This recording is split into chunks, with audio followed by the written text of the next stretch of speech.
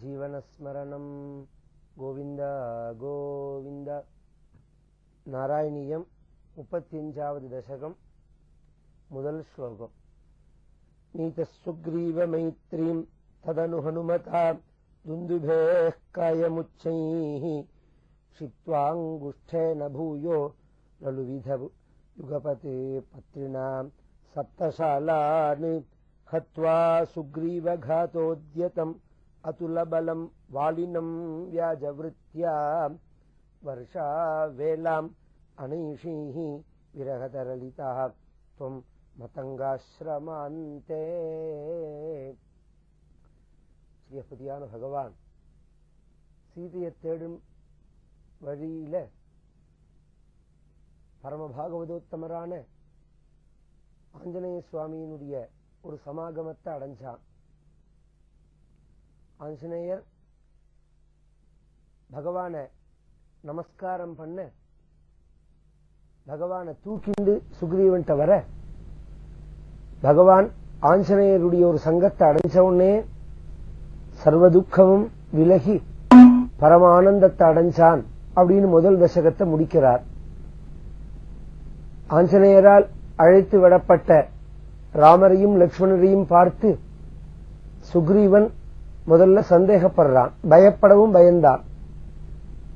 வாலியால் அனுப்பப்பட்டவர்கள் இவர்களை விசாரிச்சுன்னு வர சொல்லி நாம் ஆஞ்சநேயன் அனுப்பிச்சா அவர்களையே அழிச்சுன்னு வந்துட்டானே அப்படின்னு பயந்துட்டே ஒளிஞ்சுக்கிறார். ராமரையும் லட்சுமணரையும் ரிஷிமுக பர்வதத்துல உட்காத்தி வச்சுட்டு உள்ள ஒளிஞ்சின்னு இருக்கக்கூடிய சுக்ரீவனை போய் ஆஞ்சநேயர் தைரியப்படுத்துறார். ராஜன்னு நீங்க நினைக்கிற மாதிரி கிடையாது, அவர்கள் அயோத்தியாதிபதிகள், தசரத குமாரர்கள், ராமலட்சுமணர்கள்னு பேரு. அவர்களால உங்களுக்கு பலவிதமான லாபங்கள்லாம் ஏற்படும். அவருடைய சக்கியத்தை நாம் அடையணும். உங்களுடைய ஒரு சிநேகத்தை விரும்பி அவர்கள் வந்திருக்கார்கள். உங்களை அவர்கள் நமஸ்காரம்னு சொல்லுவார்கள். நீங்க அந்த நமஸ்காரத்தை ஏற்றுக்க கூடாது. அவர்களுக்கு நீங்க புஷ்பத்தை எடுத்து பூஜை பண்ணி நீங்க நமஸ்காரம் பண்ணணும். பூஜனீய தமா உபௌ அப்படிங்கிறார். முதல்ல எல்லாத்தையும் சரி சரி சரி அப்படின்னு கேட்டுண்டான் சுக்ரீவன். கிளம்பி வெளியில வந்து ராமரையும் லட்சுமணரையும் பார்த்த உடனே சுக்ரீவனை பார்த்துட்டு எழுந்து ரெண்டு பேரும் இப்படி கையை கும்பிட தன்னை பார்த்து கையை கூப்பினவர்களுக்கு நாம் எப்படி நமஸ்காரம் பண்றது அப்படிங்கிற ஒரு கர்வம் வருது. பொதுவா சம்ஸ்காரம் இருந்ததுன்னா நம்மளை பார்த்து ஒரு குழந்தை இப்படி கையை கூப்பிட்டாலும் பதிலுக்கு நாமும் இப்படி நமஸ்காரம் பண்ணணும். உலகத்தில் இருக்கக்கூடிய அந்தராத்மாவான பரமாத்மாவுக்கு தான் நாம் நமஸ்காரம் பண்றோம், சரீரத்துக்காக நமஸ்காரம் பண்றோம். அப்ப பரமாத்மால உயர்வு தாழ்வு அப்படிங்கிறது உண்டா என்ன? குழந்தை உள்ளத்துல உள்ள பகவான், பெரியவர்கள் உள்ளத்துல பகவான் அப்படின்னு வித்தியாசம் உண்டா என்ன? பகவான் ஒருவனே தானே. அப்ப நமஸ்காரம் எல்லாருக்கும் பண்ணணும். நம்மள நமஸ்காரம் பண்ணினவர்களுக்கு கண்டிப்பா பதிலுக்கு நமஸ்காரம் பண்ணணும். இவன் பதிலுக்கு நமஸ்காரம் பண்றதுக்கு பதிலா உங்களை பத்தி எல்லாம் எங்களுடைய மந்திரியான ஆஞ்சநேயர் சொன்னார், உங்களோட நான் சிநேகத்தை கொள்ற விரும்புறேன், உங்களுக்கும் என்னோட சிநேகம் ஏற்படுத்திக் கொள்ள இஷ்டமே ஆனால் நான் இப்படி கையை நீட்டினேன் அப்படின்னு கையை நீட்டுறான். இது எதுக்குன்னு ராமருக்கு தெரியல. காரணம் என்னன்னா, ஹிந்து மதத்துல இப்படி கையை நீட்டி தொடுறது அப்படிங்கிறது கிடையாது. ஒருத்தர் தொட்டுக்கவே கூடாது. சாஸ்திரப்படி கையை பிடிக்க சொல்றது அப்படிங்கிறது மனைவி கையை மட்டும்தான். பாணிகிரகணம் அப்படின்னு சொல்லி நம்மளுடைய சாஸ்திரங்கள்ல மனைவி கையை பிடிக்கணும். அதுவும் இப்ப இவர்கள் பிடிக்கிற மாதிரி இப்படிலாம் பிடிக்கிறது கிடையாது, இப்படிதான் பிடிக்கணும். இந்த விரல் இந்த கட்டவிரல்ல படணும், மற்றவரல்ல படணும், இப்படிதான் பாணிகிரகணம் பண்ணணும் அப்படின்னு சாஸ்திரம் சொல்றது. இவன் இப்படி கையை நீட்டின உடனே இது எதுக்குன்னு புரியல. இருந்தாலும் இந்தூர் கலாச்சாரம் போல இருக்கு அப்படின்னு பகவான் கையை நீட்டான். இது ஆஞ்சநேய சுவாமிக்காக பகவான் இதை பொறுத்துண்டான். இதெல்லாம் ஆச்சரியமா சொல்றார் பட்டத்திரி ஒரு பதத்துல. நீத சுக்ரீவ மைத்ரீம் ததனு ஹனுமதான். ஆஞ்சநேயரால் அழைத்து வரப்பட்ட பகவான், ஆஞ்சநேயரால் அழைத்து வரப்பட்ட சுக்ரீவனுடைய சிநேகத்தை அடைஞ்சார். சுக்ரீவன் தனியா வந்திருந்தான் அப்படின்னு சொன்னா கிட்டகையே வந்திருக்க முடியாது. பகவானுடைய கம்பீரத்துக்கும் பகவானுடைய ஒரு பராக்கிரமத்துக்கும் பகவானுடைய ஒரு ஞானத்துக்கும் சுக்ரீவன் கிட்டக்கே வர முடியாது. இதே குகன் வந்தான், பகவான் அவன் ஆலிங்கனம் பண்ணிட்டாள்னா குகனுக்கு சுத்த ஹிருதயம் இருந்தது, பூர்ண பிரேமை இருந்தது. சுக்ரீவனுக்கு ரெண்டுமே கிடையாது. பின்ன சுக்ரீவனுக்கு இத்தனை முக்கியத்துவம் பகவான் கொடுக்கிறாரே, அதுக்கு என்ன காரணம் அப்படின்னு சொன்னா ஆஞ்சநேயருடைய சிபாரிசு. ஆஞ்சநேயருடைய சிபாரிசுனாலதான் சுக்ரீவனுக்கு இத்தனை கிருபை பண்றார். துந்துபே காயமுச்சை, சுக்ரீவனுக்கு தகுதி இல்லைன்னு சொல்றதுக்கு இதுவும் ஒரு காரணம்.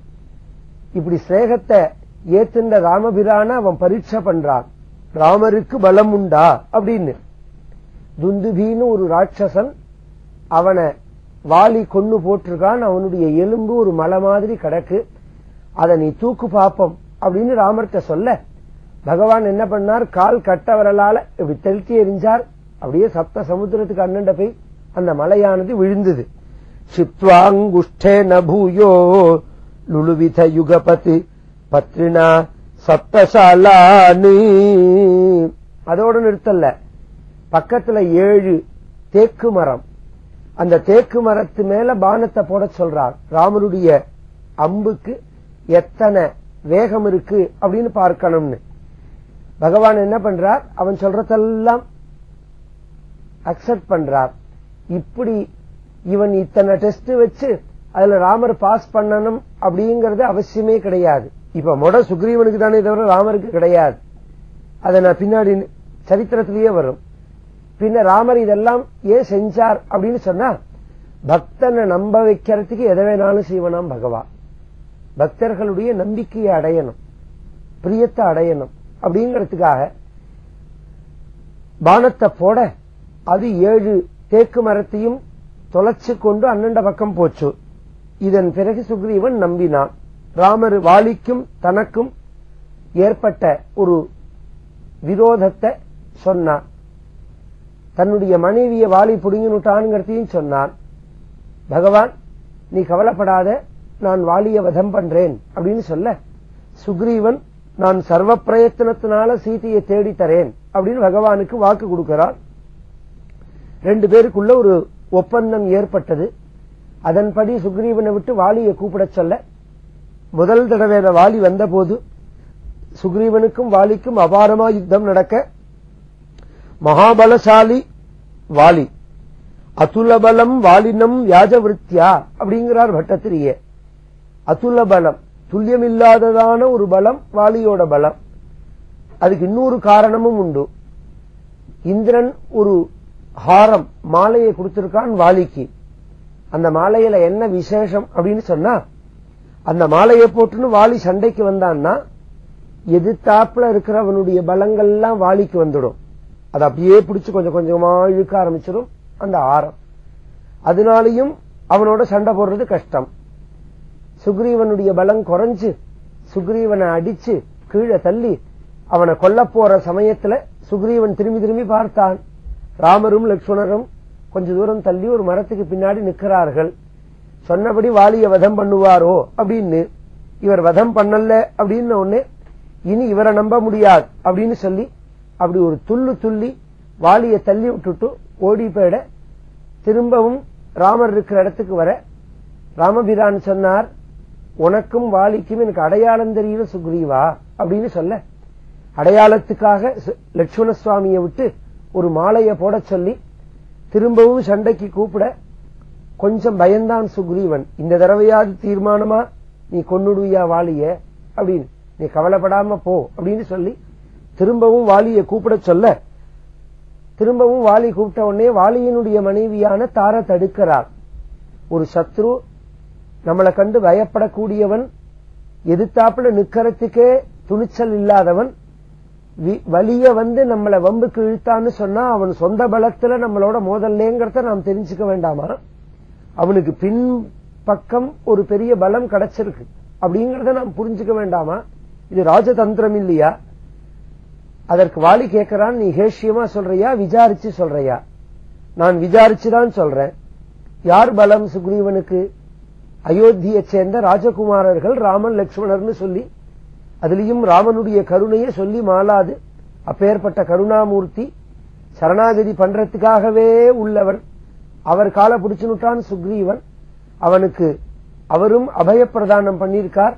அதனால நான் தயங்கறேன் அப்படின்னு தார சொல்ல, அவளை பார்த்து அந்த ராவண பத்தி நானும் கேட்டிருக்கேன், எனக்கும் ராமனை பத்தி தெரியும், எனக்கும் சுக்ரீவனுக்கும் சண்டை ஏற்படும் பொழுது ஒரு கால் ராமரால் நான் அடிக்கப்பட்டேன்னா ஒன்னால் ராமர் கோவிச்சுக்கப்படக்கூடாது அப்படின்னு சொல்லிட்டே கிளம்புறார். வால்மீகி ராமாயணத்துல அதனுடைய மூலத்தையே சொல்றார்.